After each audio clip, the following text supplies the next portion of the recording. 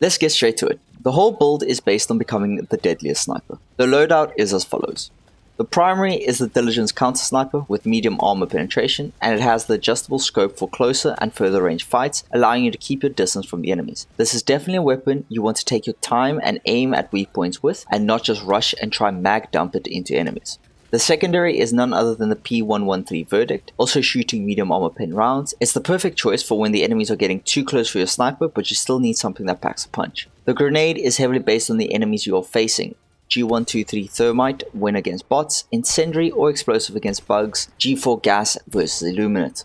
Now for stratagems. First is the anti-material rifle, really solidifying the sniper role. You use this for everything your counter sniper can't take down, or when you're simply in the mood to sit 200 meters away from the enemies and one-shot them. The weapon is very based on being accurate with your shots, so identify the tankier enemies from far away and start picking them off, because if they get too close, you won't have a crosshair to help you guide your shots.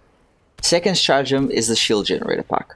This synergizes perfectly with the way the loadout is mostly played. If you're spotted or getting run down, it allows you to tank a couple of hits while you're making space between you and the enemies. Third is the orbital Gatling barrage. It has a low cooldown, heavy armor pen, but doesn't classify as an anti-tank. It helps to take down bigger groups of tankier enemies when you're struggling to keep them at a distance. Fourth and final stratagem is a sentry. Here you can choose which of the two you prefer between the Gatling sentry and the autocannon sentry. The Gatling clears out every smaller enemy within seconds. It just vaporizes hordes of enemies, whereas the autocannon helps you a lot more against the bigger boys, like Bile Titans, Harvesters, Gunships, and Factory Striders. The choice is really based on you and which enemy you struggle against more. If you get overrun by the smaller guys, the Gatling it is, and if you notice you're getting clapped every match by the big boys because you have the aim of a blind parrot, then the autocannon it is.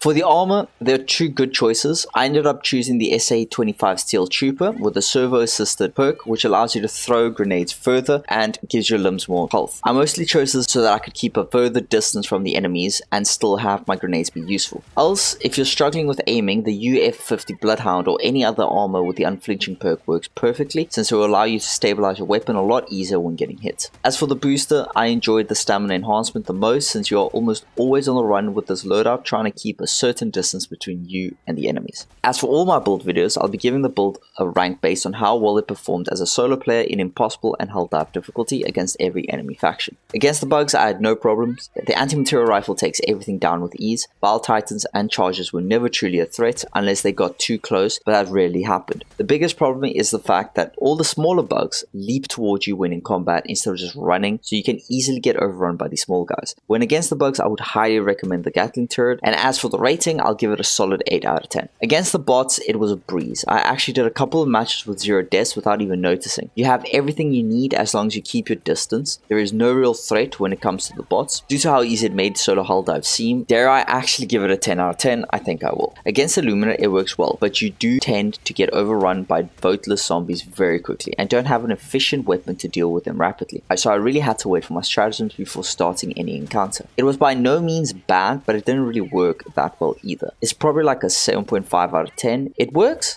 but there's better choices. If you enjoyed, a like is appreciated, and if you want to see more, a sub is the best way to do that. Thanks for watching. See you next time.